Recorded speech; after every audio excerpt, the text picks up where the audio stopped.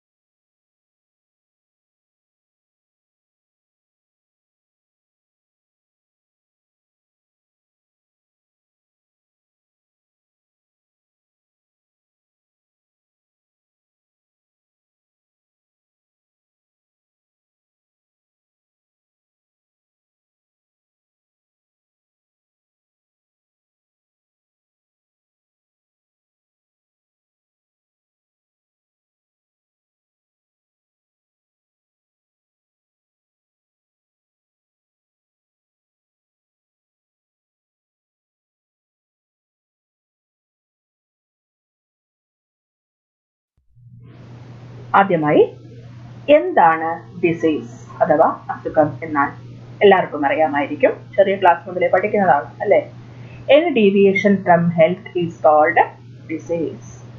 ആരോഗ്യമുള്ള അവസ്ഥയിൽ നിന്നുള്ള വ്യതിയാനത്തെയാണ് നമ്മൾ ഡിസീസ് കണ്ടീഷൻ അല്ലെങ്കിൽ രോഗമില്ലാത്ത അവസ്ഥയാണ് നമ്മൾ അസുഖകരമായ അവസ്ഥ അഥവാ ഡിസീസ്ഡ് കണ്ടീഷൻ എന്ന് പറയുന്നത്. പലതരം കാരണങ്ങൾ കൊണ്ട് അസുഖങ്ങൾ വരാം. നമ്മളിപ്പോൾ അഭിമുഖീകരിക്കുന്ന ഏറ്റവും വലിയ രോഗം ഏതാണ്? കൊറോണ. ഇത് എന്തുകൊണ്ടാണ് വന്നിരിക്കുന്നത്? വൈറസ് കൊണ്ട് അല്ലേ? അപ്പൊ എന്തായാലും എല്ലാ രോഗത്തിനും ഒരു കാരണമുണ്ടാകും. അത് പലതരത്തിലുള്ള മൈക്രോ ഓർഗാനിസംസ് ആയിരിക്കും മിക്കവാറും ഉണ്ടാവുക. ഏതൊക്കെയാണ് micro organisms? Virus, bacteria, protozoa, fungus തുടങ്ങിയിട്ടുള്ളവ. പക്ഷികളിൽ, അതായത് കോഴികളിൽ പ്രധാനമായും വരുന്ന അസുഖങ്ങളുടെ കാരണം കൂടുതലും ഫാൾസ് മാനേജ്മെന്റ് പ്രാക്ടീസസും ഹൗസിങ്ങിലുള്ള പ്രശ്നങ്ങളും ഫീഡിങ്ങിലുള്ള പ്രശ്നങ്ങളും മൂലം തന്നെ ആയിരിക്കും. ആയതിനാൽ നല്ല രീതിയിലുള്ള പരിചരണവും ഹൗസിങ്ങും കൊടുത്തു കഴിഞ്ഞാൽ ഒരുവിധം എല്ലാ അസുഖങ്ങളെയും നമുക്ക് പക്ഷികളിൽ നിന്നും അകറ്റുവാൻ കഴിയുന്നതാണ്.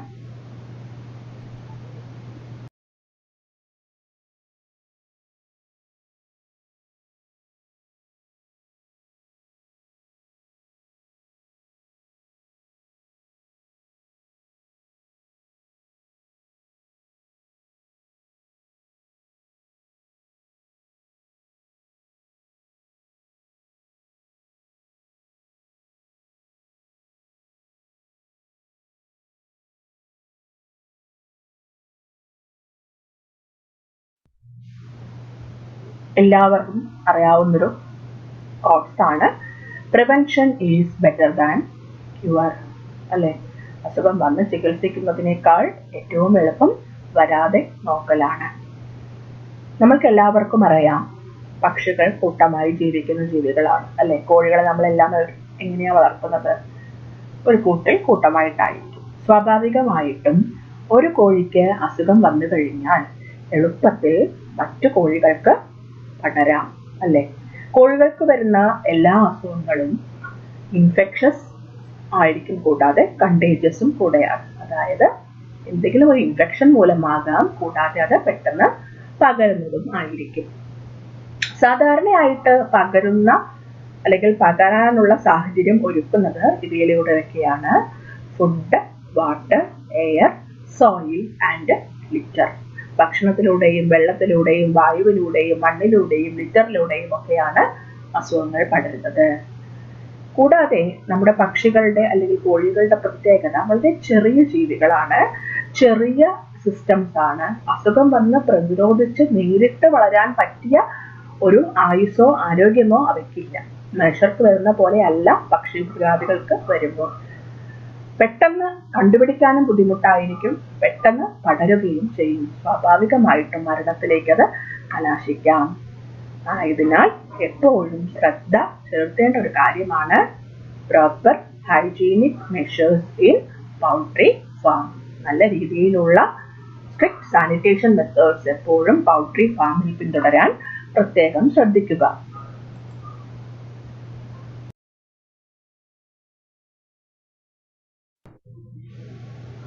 നമുക്കെല്ലാവർക്കും അറിയാം വാക്സിൻസ് എന്താണെന്ന്.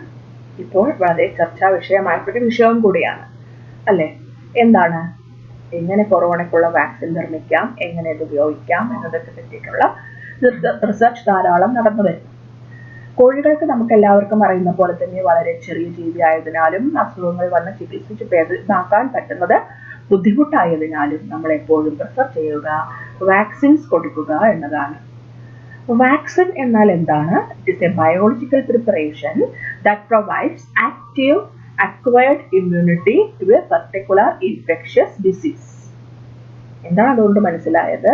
നമ്മുടെ ശരീരത്തിൽ പ്രതിരോധ ശേഷി നേടിയെടുക്കുവാനായിട്ട്, അക്വയർഡ് ഇമ്മ്യൂണിറ്റി എന്ന് വെച്ചാൽ എന്താണ്? അസുഖം വന്നതിന് ശേഷം നമുക്ക് കിട്ടുന്ന ഇമ്മ്യൂണിറ്റി, പിന്നീട് അസുഖം വരില്ല. അതുപോലെ അസുഖം വന്ന് നേടിയെടുക്കുന്നതാണ് അക്വയർഡ് ഇമ്മ്യൂണിറ്റി എന്നത്. അത് നമ്മൾക്ക് അത് പറ്റും, എന്നാൽ ചെറിയ ജീവികളായതിനാൽ അതിന് പറ്റുന്നില്ല. ആയതിനാൽ നേരത്തെ അസുഖം വരുന്നത് പോലെ ശരീരത്തെ അറിയിച്ച് അതിനെതിരായിട്ടുള്ള ഒരു ഇമ്മ്യൂണിറ്റി പവർ നേടിയെടുക്കാൻ സഹായിക്കുന്നു വാക്സിന്റെ ഉപയോഗത്താൽ. അസുഖം വരുന്നില്ല, പക്ഷെ വരുന്ന ലക്ഷണങ്ങൾ ഇവിടെ കാണിക്കുമ്പോൾ തന്നെ ശരീരം സ്വയം പ്രതിരോധത്തിനായിട്ടുള്ള എല്ലാ സജ്ജീകരണങ്ങൾ നടത്തുകയും അക്വയർഡ് ഇമ്മ്യൂണിറ്റി അറ്റൈൻ ചെയ്യുകയും ചെയ്യുന്നു. സാധാരണയായിട്ട് നമ്മൾ വാക്സിനെ ഉപയോഗിക്കുന്നത് ഡിസീസ് കോസിംഗ് മൈക്രോ ഓർഗാനിസത്തിന് തുല്യമായിട്ടുള്ളതോ അത് അവയെ കൊന്നതോ മയക്കിയതോ ആയിട്ടുള്ള അല്ലെങ്കിൽ അവയുടെ വിഷങ്ങളോ ആണ് സാധാരണയായിട്ട് നമ്മൾ ഉപയോഗിക്കുക. അതായത് ശരീരത്തെ ബോധ്യപ്പെടുത്തണം ഈ ഒരു അസുഖം വരുന്നു എന്നത്. അപ്പോൾ ശരീരം സ്വയം സജ്ജമായി ഇങ്ങനെ വാക്സിൻസ് കൊടുത്ത് രോഗത്തെ പ്രതിരോധിക്കുന്ന പ്രോസസ്സിനെയാണ് നമ്മൾ വാക്സിനേഷൻ എന്ന് പറയുന്നത്. ആ ഒരു മൊത്തത്തിലുള്ള പ്രൊസീജിയറിനെ നമ്മൾ ഇമ്മ്യൂണൈസേഷൻ എന്ന് പറയുന്നു. Immunization is a process whereby organism is made immune or resistant to an infectious diseases, typically by administration of vaccine. ഒരു വാക്സിൻ കൊടുത്തിട്ട് തന്റെ ശരീരത്തെ അല്ലെങ്കിൽ ഒരു ജീവിയുടെ ശരീരത്തെ ഒരു രോഗകാരിയിൽ നിന്നും സ്വയം പ്രതിരോധിക്കാൻ പ്രാപ്തമാക്കുന്ന ആ ഒരു പ്രോസസ്സിനെ പറയുന്ന പേരാണ് ഇമ്മ്യൂണൈസേഷൻ എന്ന് പറയുന്നത്. പിന്നീട് ആ അസുഖം വരുന്നില്ല. ഇങ്ങനെ കൊടുക്കുന്ന പ്രോസസ്സിനെ നമ്മൾ വാക്സിനേഷൻ എന്നും ഇമ്മ്യൂണൈസേഷൻ എന്നും ഒക്കെ പറയും.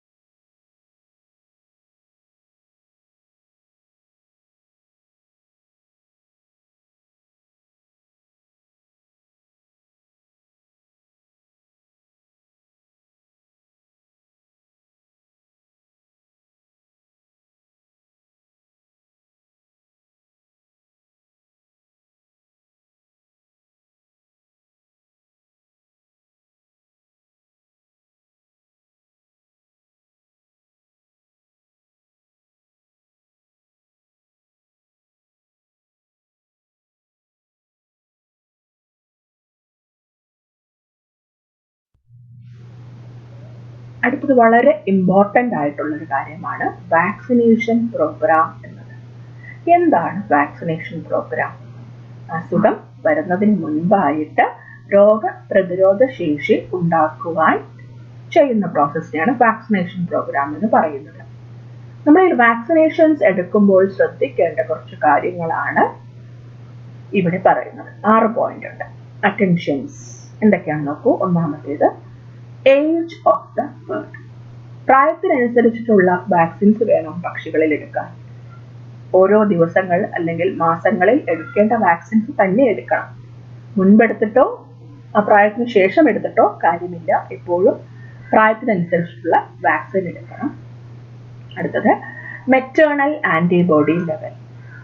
ചില ബ്രീഡുകൾക്ക് സ്വമേധയാ ചില അസുഖങ്ങളെ പ്രതിരോധിക്കാനുള്ള കഴിവുണ്ടാവും.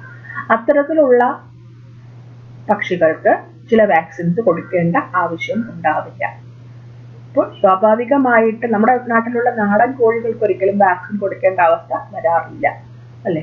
അതുകൊണ്ട് മെറ്റേണൽ ആന്റിബോഡി ലെവൽ നമ്മളെപ്പോഴും അറിഞ്ഞുകൊണ്ട് വേണം വാക്സിനേഷൻ കൊടുക്കാനായിട്ട്. അടുത്തത് നമ്മൾ പറഞ്ഞു genetic resistance of the flock. നമ്മൾ പറഞ്ഞു ജനറ്റിക് ആയിട്ട് നമ്മൾ നാടൻ കോഴികൾ പറഞ്ഞപ്പോൾ തന്നെ സ്വമേധയാ അവർക്ക് അസുഖങ്ങളൊന്നും വരാറില്ല. സ്വാഭാവികമായിട്ടും വാക്സിൻസ് കൊടുക്കേണ്ടി വരാറുമില്ല. Next health status of the flock. നിലവിൽ ആ പക്ഷികളുടെ ഹെൽത്ത് സ്റ്റാറ്റസ് എന്താണ്? അസുഖം വന്നതോ അല്ലെങ്കിൽ അസുഖം വിട്ട് തൊട്ട് മാറിയതോ ആയിട്ടുള്ള ഫ്ലോക്കിൽ ഒരിക്കലും വാക്സിനേഷൻ ചെയ്യരുത്. Feeding and management practices. നല്ല രീതിയിൽ. അടുത്തതായി വാക്സിൻസ് നമുക്ക് എവിടെ നിന്നെല്ലാം ലഭിക്കുന്നു എന്ന് നോക്കാം. നിലവിൽ കേരളത്തിൽ ലഭിക്കുന്ന സ്ഥാപനങ്ങളുടെ പേരുകളാണ് ഇപ്പോൾ കാണിക്കുന്നത്. Veterinary biological institute Palode Trivandrum, IVPM Ranipet Madras, IVRI Nagar UP, Venkateshwara hatcheries.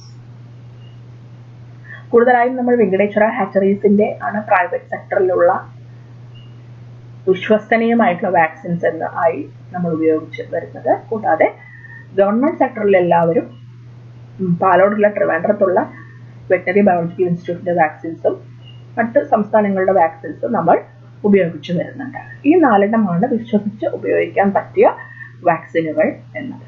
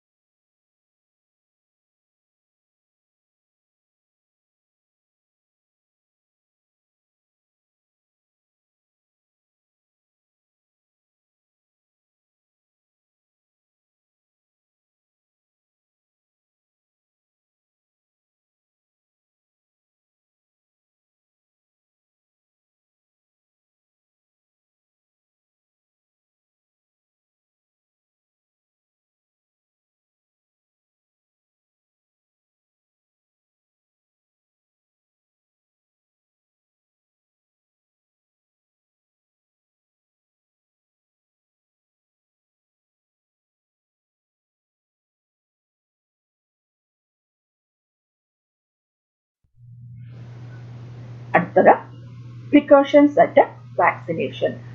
Vaccination കൊടുക്കുന്നതിന് മുൻപ് അല്ലെങ്കിൽ കൊടുക്കുന്ന സമയത്ത് ശ്രദ്ധിക്കേണ്ട കാര്യങ്ങൾ.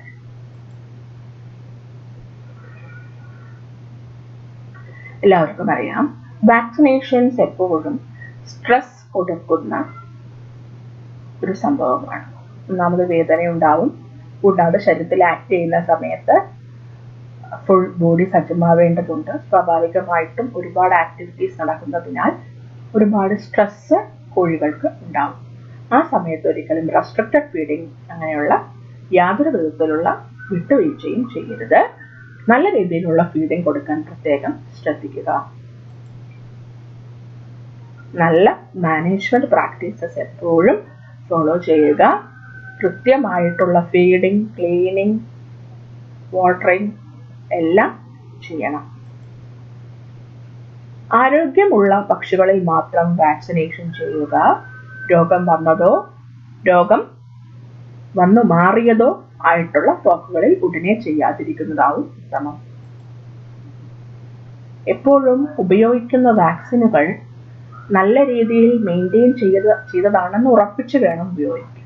കാരണം ഫ്രിഡ്ജിൽ വെക്കേണ്ട വാക്സിനുകൾ ഫ്രിഡ്ജിൽ തന്നെ സൂക്ഷിച്ചിരിക്കണം.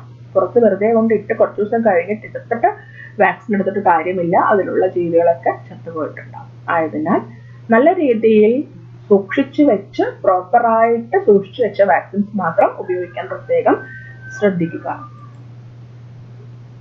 എപ്പോഴും മാനുഫാക്ചർ പറഞ്ഞിട്ടുണ്ടാവും നിർദ്ദേശങ്ങൾ, എങ്ങനെ മിക്സ് ചെയ്യണം, എങ്ങനെ ഷേക്ക് ചെയ്യണം, എത്ര വെള്ളം ഒഴിക്കണം, അല്ലെങ്കിൽ ഡയറക്റ്റ് കൊടുക്കാമോ. മാനുഫാക്ചർ പറഞ്ഞിരിക്കുന്ന നിർദ്ദേശങ്ങൾ കൃത്യമായും ഫോളോ ചെയ്യാൻ പ്രത്യേകം ശ്രദ്ധിക്കുക. എപ്പോഴും റെഫ്രിജറേഷൻ ടെമ്പറേച്ചറിൽ വാക്സിനുകൾ സൂക്ഷിക്കാൻ പ്രത്യേകം ശ്രദ്ധിക്കുക. Vaccinate the birds in cooler hours of the day. എപ്പോഴും ഏർലി മോർണിംഗ് അല്ലെങ്കിൽ ലേറ്റ് ഈവനിങ് വാക്സിനേഷൻ ചെയ്യാൻ പ്രത്യേകം ശ്രദ്ധിക്കുക. ഉച്ചനേരത്തൊന്നും ഒരിക്കലും വാക്സിൻസ് കൊടുക്കരുത്. എപ്പോഴും നമുക്കെല്ലാവർക്കും അറിയാം, മരുന്നിന്റെ അടുത്ത് ആന്റിസെപ്റ്റിക്സുകൾ, ഡിസിൻഫെക്റ്റന്റ് തുടങ്ങിയിട്ടുള്ള സാധനങ്ങൾ വെക്കരുത്. ചിലപ്പോൾ അത് റിയാക്ഷൻ നടന്ന് നമുക്കറിയാം വാക്സിൻസിൽ ഓർഗാനിസംസ് തന്നെയാണ്, സ്വാഭാവികമായിട്ടും അതിന്റെ എഫക്റ്റ് കിട്ടിയെന്ന് വരികയില്ല. എപ്പോഴും കെമിക്കൽസിന്റെയും ആന്റിസെപ്റ്റിക്സിന്റെയും ഡിസിൻഫെക്റ്റന്റെയും ഒക്കെ ഉണ്ടെങ്കിൽ അതിന്റെ അടുത്ത് നിന്നും മാറ്റി സെപ്പറേറ്റ് ആയിട്ട് എപ്പോഴും വാക്സിൻസ് വെക്കാൻ പ്രത്യേകം ശ്രദ്ധിക്കുക. ഉപയോഗിക്കുന്ന വാക്സിനേറ്റിംഗ് എക്യുപ്മെന്റ്സ്, സിറിഞ്ച്, നീഡില് തുടങ്ങിയിട്ടുള്ള വസ്തുക്കൾ, പാത്രങ്ങൾ, വെസൽസ് എല്ലാം വൃത്തിയുള്ള പാത്രങ്ങൾ ഉപയോഗിക്കാൻ പ്രത്യേകം ശ്രദ്ധിക്കുക. സ്റ്റെറിലൈസ് ചെയ്ത ഇൻസ്ട്രുമെന്റ്സ് ഉപയോഗിക്കുവാൻ പ്രത്യേകം ശ്രദ്ധിക്കുക. കഴിയുന്നത് യൂസ് ആൻഡ് ത്രോ മോഡലിലുള്ള വാക്സിനേറ്റേഴ്സ് ഉപയോഗിക്കുന്നതാവും ഉത്തമം. ഓട്ടോമാറ്റിക് വാക്സിനേറ്റേഴ്സ് ഉപയോഗിക്കുമ്പോൾ അതിന് നീഡിൽ കൃത്യസമയത്ത് മാറ്റുക. ഉപയോഗിച്ചതിന് ശേഷം സ്റ്റെറിലൈസ് ചെയ്യാനും മറക്കരുത്.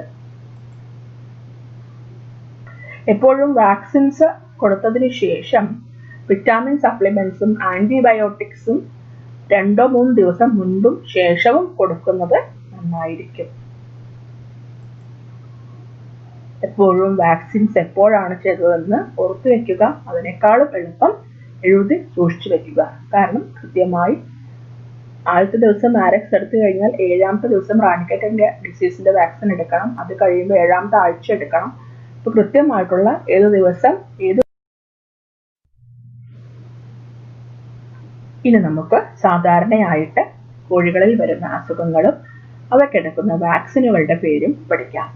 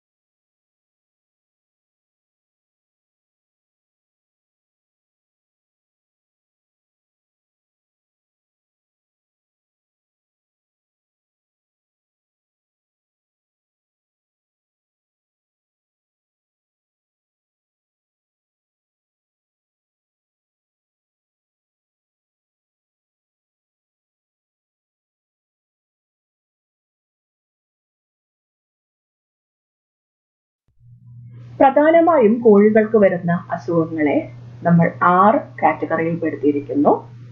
Bacterial, viral, fungal, protozoan, parasitic and nutritional deficiency diseases. ഈ 6 കാറ്റഗറിയിലുള്ള ഡിസീസസുകളാണ് ഉള്ളത്.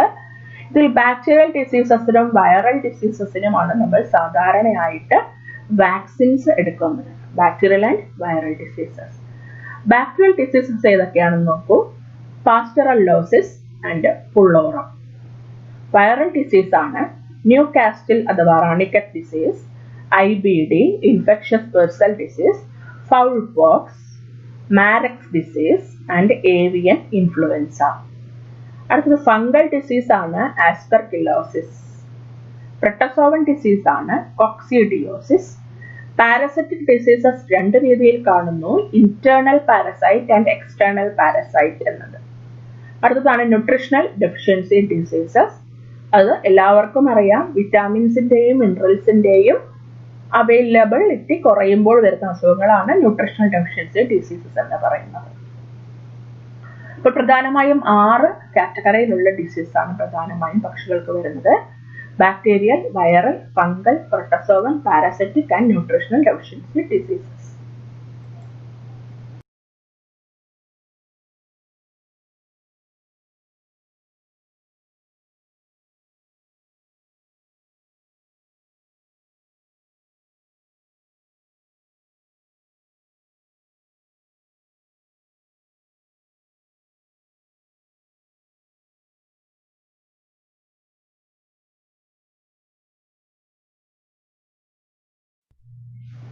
ആദ്യത്തേത് വളരെ ഡേഞ്ചറസ് ആയിട്ടുള്ള അസുഖമാണ് ന്യൂകാസ്റ്റിൽ ഡിസീസ് അഥവാ റാണിക്കറ്റ് ഡിസീസ് എന്ന് പറയുന്നത്. ഇതൊരു വൈറൽ ഡിസീസ് ആണ്. സ്വാഭാവികമായിട്ടും നമ്മുടെ എല്ലാവരുടെ വീടുകളിലും വന്നിട്ടുള്ള ഒരു അസുഖം കൂടെയാണ് റാണിക്കറ്റ് ഡിസീസ് അഥവാ കോഴിത്തൂക്കം എന്ന് പറയുന്ന അസുഖം. വൈറസ് പാരാമിക്സോ വൈറസ് ടൈപ്പ് 1 എന്ന് പറയുന്ന വൈറസ് മൂലമാണ് ഈ ഒരു അസുഖം വരുന്നത്. എപ്പോഴും PSCക്ക് ചോദിക്കുന്ന ഒരു ചോദ്യവും കൂടെയാണ് ന്യൂകാസ്റ്റിൽ ഡിസീസ് അഥവാ റാണിക്കറ്റ് ഡിസീസ് എന്നത്. കോഴിത്തൂക്കം എന്ന് കോമൺ ആയിട്ട് നമ്മൾ പറയുന്ന അസുഖം. പ്രധാന സിംറ്റം എന്ന് പറയുന്നത് ഗ്രീനിഷ് ഡയറിയാണ്. പച്ച നിറത്തിലുള്ള കാഷ്ടം ഇടുന്നു. ഒരു സുപ്രഭാതത്തിൽ ചിലപ്പോൾ ചത്തുപോകുന്നതും കാണാൻ പറ്റും. എങ്കിലും സാധാരണയായിട്ട് നമ്മൾ കാണുന്നത് കോഴിത്തൂക്കം തന്നെയാണ്. കോഴി ഇങ്ങനെ വയ്യാത്തപ്പോൾ ഇങ്ങനെ തൂങ്ങിക്കൊണ്ട് നടക്കുക, പെട്ടെന്ന് മെലിയുക, ഡിപ്രഷൻ, സൈനോസിസ് ഓഫ് കോംബ്, അതായത് കോംബ് ഒരു നീല നിറമാകും, paralysis of wings, neck and legs, കൈകാലുകളുടെ തളർച്ച, നടക്കാനൊന്നും പറ്റില്ല, തൂങ്ങി നിൽക്കും, തീറ്റയെടുക്കാതിരിക്കും. ഏറ്റവും എളുപ്പത്തിൽ നമുക്ക് മനസ്സിലാക്കാൻ പറ്റുക പച്ച നിറത്തിലുള്ള കാഷ്ടം തന്നെയാണ്. എപ്പോഴും നമ്മൾ ഈ ചിത്രത്തിൽ കാണുന്ന പോലെ തന്നെ കോഴി തല താഴത്തേക്ക് മടക്കി വിങ്സിന്റെ ഭാഗത്തേക്ക് ചരിച്ച് ഇങ്ങനെ തൂങ്ങി നിൽക്കുന്നത്, പച്ച തൂങ്ങി നിൽക്കുന്നത് നമുക്ക് കാണാം. പ്രിവെൻഷൻ എന്ന് പറയുന്നത് വാക്സിനേഷൻ തന്നെയാണ്. അപ്പോൾ ഓർത്തു വയ്ക്കുക, ന്യൂകാസ്റ്റിൽ ഡിസീസ് അഥവാ റാണിക്കറ്റ് ഡിസീസ് രണ്ടും കോഴിത്തൂക്കത്തിന് വിളിക്കുന്ന പേര് തന്നെയാണ്. വാക്സിന്റെ പേര് നോക്കൂ, വാക്സിന്റെ അല്ല. അടുത്ത അസുഖമാണ് ഇൻഫെക്ഷ്യസ് ബർസൽ ഡിസീസ് അഥവാ IBD എന്ന് പറയും. പേരിൽ പറഞ്ഞ പോലെ തന്നെ ബർസ ഓഫ് ഫാബ്രിക്കസ്, അതാണ് ആ ഒരു അവയവമാണ് അസുഖം ബാധിക്കുന്നത്. ഇതിന് മറ്റൊരു പേരും കൂടെ വിളിക്കുന്നു, ഗംബറോ ഡിസീസ് എന്ന് കൂടെ വിളിക്കുന്നുണ്ട്. കോസെറ്റിയ ഓർഗാനിസം ബെർണ വൈറസ് ആണ് എഫക്ട് ചെയ്യുന്നത്. ബർസ ഓഫ് ഫാബ്രിക്കസ് എന്ന് പറയുന്ന ഒരു ലിംഫോയിഡ് ഓർഗൻ ആണ് ക്ലയക്കയുടെ തൊട്ട് മുകളിലായിട്ട്. ആൺകോഴികളിൽ ഇങ്ങനെ നമ്മൾ ഈ ചിത്രത്തിൽ കാണുന്ന പോലെ തന്നെ ഇങ്ങനെ ബർസ വലുതായി ഇങ്ങനെ നമുക്ക് കാണാൻ പറ്റും. ഇതാണ് ഗംബ്രോ ഡിസീസ് എന്ന് പറയുന്നത്. ഒരുപാട് എഫക്ട് ചെയ്ത കോഴികളിൽ ഇങ്ങനെ ഒരു പ്രൊട്ടക്ഷൻ പോലെ നമുക്ക് കാണാൻ പറ്റും ക്ലയക്കയുടെ തൊട്ട് മുകളിലായിട്ട്. പ്രധാന സിംറ്റം എന്ന് പറയുന്നത് നമ്മൾ പറഞ്ഞ പോലെ തന്നെ തൂങ്ങി നിൽക്കുന്നുണ്ടാവും. വൈറ്റ് കളറിലുള്ള വാട്ടറി ഡയേറിയ, വെള്ളം പോലെ വെളുത്ത നമ്മൾ ചോക്ക് പൊടിച്ച പോലെയുള്ള ഡയേറിയ നമുക്ക് കാണാൻ പറ്റും.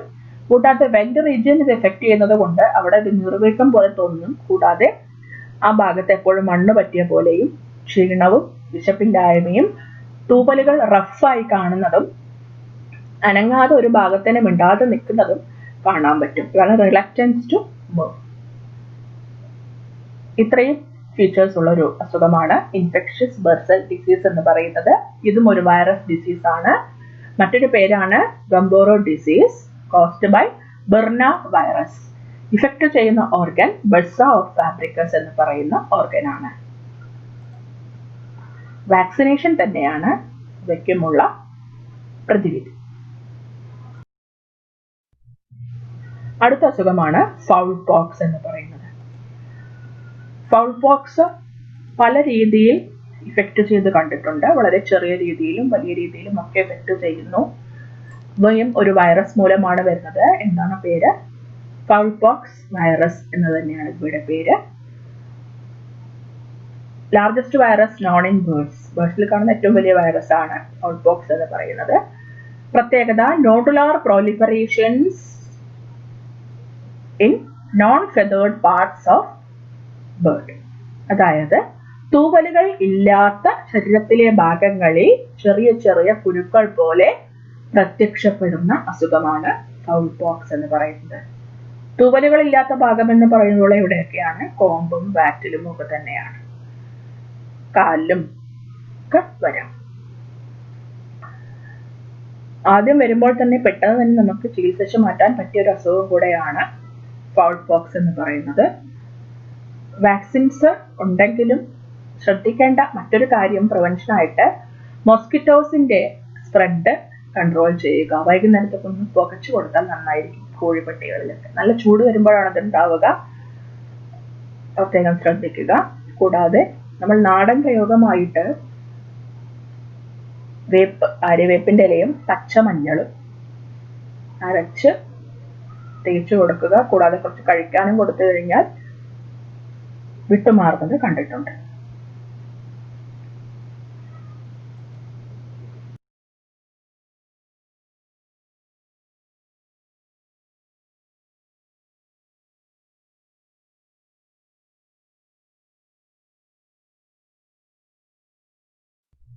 അടുത്തതായി മാരക്സ് ഡിസീസ്. മാരക്സ് ഡിസീസ് വളരെ കണ്ടേജിയസ് ആയിട്ടൊരു അസുഖമാണ്. ഡേ 1 തന്നെ വാക്സിൻ കൊടുക്കേണ്ട ഒരു അസുഖം കൂടെയാണ് മാരക്സ് ഡിസീസ് എന്ന് പറയുന്നത്. പോസിറ്റീവ് ഓർഗാനിസം ഹെർപ്പിസ് വൈറസ് തന്നെയാണ്. ഇവയുടെ പ്രത്യേകത ഒരു പെക്യൂലിയർ രീതിയിലുള്ള ഒരു പോസ്ചർ ഇവ അഡോപ്റ്റ് ചെയ്യുന്നു. ഒരു കാൽ മുന്നോട്ടും ഒരു കാൽ പുറകിലോട്ടും ചിറക് പാരാലിസിസ് ഒക്കെ വന്നിട്ട് ഒരു പ്രത്യേക രീതിയിലുള്ള പോസ്ചർ ഇവ അഡോപ്റ്റ് ചെയ്യുന്നു. അത് കണ്ടാൽ നമുക്ക് പെട്ടെന്ന് മനസ്സിലാക്കാം മാരക്സ് ഡിസീസ് ആണെന്ന്. One leg held forward and other backward is seen. ഒരു കാല് മുന്നോട്ടും ഒരു കാല് പുറകോട്ടും ഒരു ചിറക് ചിരിങ്ങിട്ടും ഉള്ള ഒരു പാരാലിസിസ് നമുക്ക് കാണാൻ പറ്റും. കൂടാതെ ശ്രദ്ധിച്ച് തൂവലുകളുടെ ഏറ്റവും താഴ്ഭാഗം, അതായത് ശരീരത്തിൽ തുടങ്ങുന്ന ഭാഗത്ത് നമ്മൾ ടെർലയുടെ ഭാഗത്ത് നോക്കിക്കഴിഞ്ഞാൽ ഫോളിക്കിൾസ് എൻലാർജ് ചെയ്തിട്ട് കാണാൻ പറ്റും.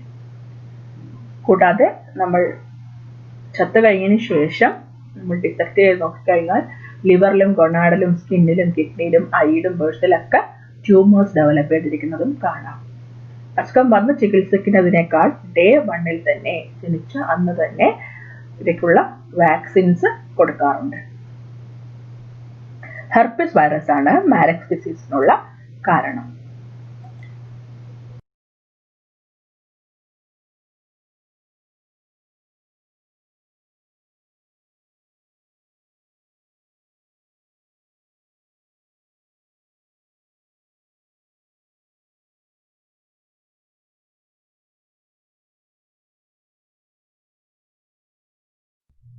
അടുത്ത പ്രധാനപ്പെട്ട ഒരു അസുഖമാണ് കോക്സിഡിയോസിസ് എന്ന് പറയുന്നത്. ഇംപ്രോപ്പർ മാനേജ്മെന്റ് കൊണ്ട് തന്നെ വരുന്ന ഒരു അസുഖമാണ് കോക്സിഡിയോസിസ് എന്ന് പറയുന്നത്. രോഗകാരി ഒരു ഇൻട്രാസെല്ലുലാർ പാരസൈറ്റ് ആണ്. സ്ട്രിക്റ്റ് ആയിട്ടുള്ള ലിറ്റർ മാനേജ്മെന്റും സാനിറ്റേഷനും ഫോളോ ചെയ്താൽ വരാത്തൊരു അസുഖം കൂടെയാണ് കോക്സിഡിയോസിസ് എന്ന് പറയുന്നത്.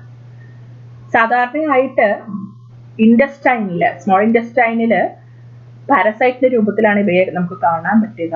എങ്ങനെ ശരീരത്തിലേക്ക് പ്രവേശിക്കുന്നു എന്ന് വെച്ചാൽ ഊസൈറ്റ്സ് ആയിട്ട്, സ്പോറിലേറ്റഡ് ഊസൈറ്റ്സ് ആയിട്ട് ഭക്ഷണത്തിലൂടെ അല്ലെങ്കിൽ കണ്ടാമിനേറ്റഡ് ലിറ്ററിലൂടെയും ഫീഡിലൂടെയുമാണ് ഇത് അകത്തേക്ക് കയറുന്നത്.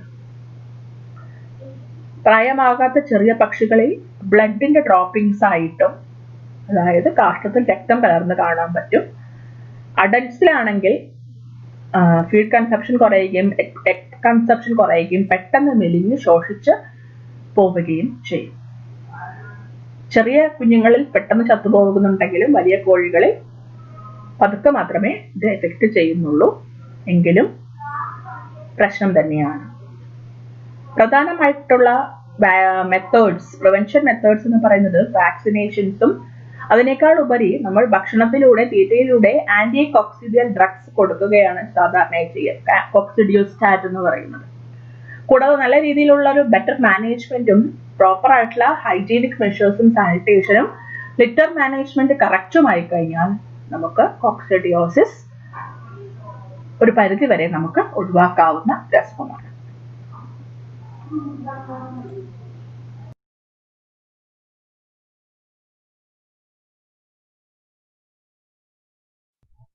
അടുത്തതായി ഫൗൾ കോളറ അഥവാ പാസ്ചറല്ലോസിസ്. ഫൗൾ കോളറയാണ് ഒരു ബാക്ടീരിയൽ ഡിസീസ് നമുക്ക് പഠിക്കുവാനുള്ളത്, അല്ലെങ്കിൽ വാക്സിൻസ് കൊടുക്കുന്ന ഒരു അസുഖം. പാസ്ചറല്ലോസിസ് എന്ന് പറയുമ്പോൾ തന്നെ നിങ്ങൾക്ക് മനസ്സിലാക്കാം ഏതാണ് രോഗകാരി. പാസ്ചറല്ല മൾട്ടോസിഡ. ഓർത്തു വയ്ക്കുക, പാസ്ചറല്ല മൾട്ടോസിഡ എന്ന് പറയുന്ന രോഗകാരി ബാക്ടീരിയ ഉണ്ടാക്കുന്ന രോഗമാണ് ഫൗൾ കോളറ അഥവാ പാസ്ചറല്ലോസിസ് എന്ന് പറയുന്നത്. സ്വാഭാവികമായിട്ടും കോളറ അഥവാ നിസാരം എന്ന് പറയുമ്പോൾ എന്തായിരിക്കും? ഡയേറിയ ഉണ്ടാവും. ഡയേറിയയുടെ പ്രത്യേകത നല്ല വൃത്തികെട്ട നാറ്റമുള്ള ഗ്രീനിഷ് ഡയേറിയ ആയിരിക്കും ഇവയ്ക്ക് ഉണ്ടാവുക. കൂടാതെ എളുപ്പത്തിൽ നമുക്ക് മനസ്സിലാക്കാൻ പറ്റുക കോഴിയുടെ കോമ്പിലും വാറ്റിലുമുള്ള നീർക്കെട്ട്. നോക്കുന്നുണ്ടോ? കോമ്പിലും വാറ്റിലുമുള്ള നീർക്കെട്ട് നമുക്ക് കാണാൻ പറ്റും. Swelling in comb and wattle. Prevention എന്ന് പറയുന്നത് വാക്സിനേഷൻസും മെഡിക്കേഷനുമാണ്. കൂടാതെ റോഡൻസിനെ കൺട്രോൾ ചെയ്യുക. കാരണം റോഡൻസ് ഇതൊരു രോഗവാഹകരായിട്ട് കണ്ടുവരുന്നുണ്ട്. ഇവിടെ മൂത്രത്തിലൂടെയും ഒക്കെ അസുഖങ്ങൾ പെട്ടെന്ന് ബാക്ടീരിയ പടരാം. ഫൗൾ കോളറ ബാക്ടീരിയൽ ഡിസീസ് ആണ്. പാസ്ചറല്ല മൾട്ടോസിഡ എന്ന് പറയുന്ന ബാക്ടീരിയ മൂലം വരുന്നു. Swelling of comb and wattle and foul smelling greenish diarrhoea ആണ് ഇവയുടെ സിംറ്റം എന്ന് പറയുന്നത്.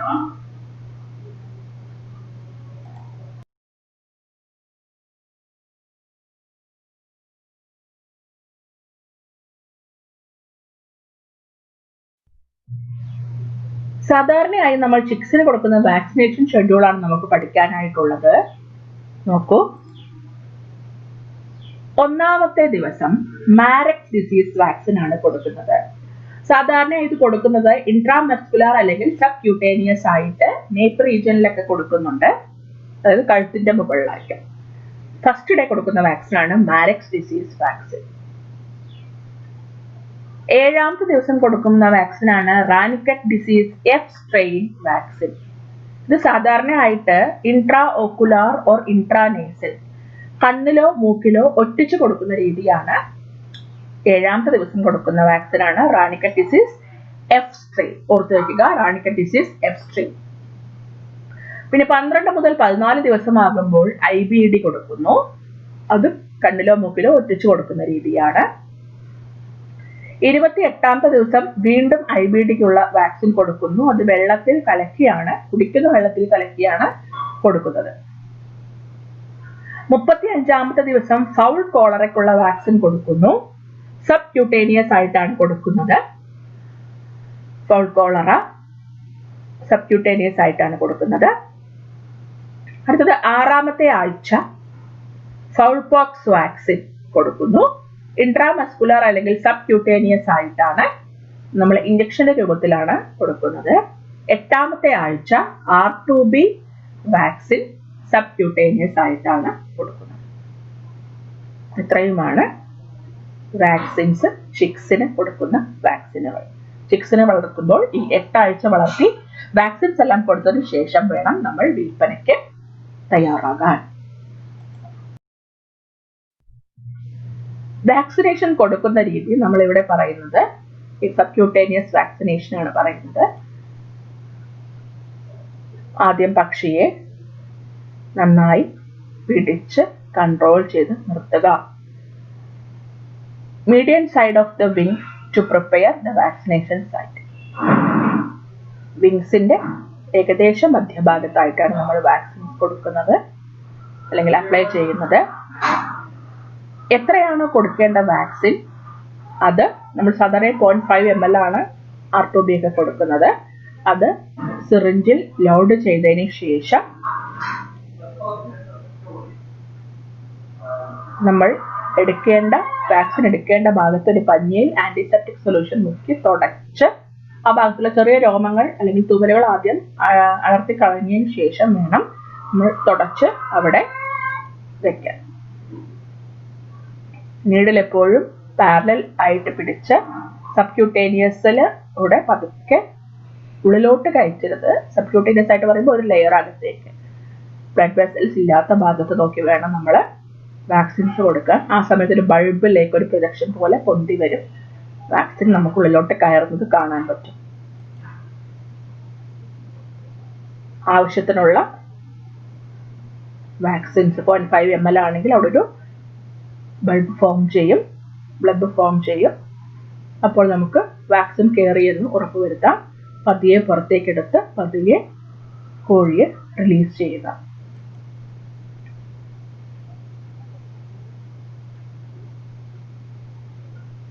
എപ്പോഴും വാക്സിനേഷൻ ചെയ്യുമ്പോൾ മിനിമം 2 പേരുണ്ടായിരിക്കണം. ഇൻഡിവിജ്വൽ ആയിട്ടൊരു. അത്രയുമാണ് വാക്സിനേഷൻ പ്രോഗ്രാം ഇൻ ചിക്സ്. എല്ലാവർക്കും മനസ്സിലായെന്ന് വിശ്വസിച്ചുകൊണ്ട് നിർത്തുന്നു. വീണ്ടും കാണാം. Thank you.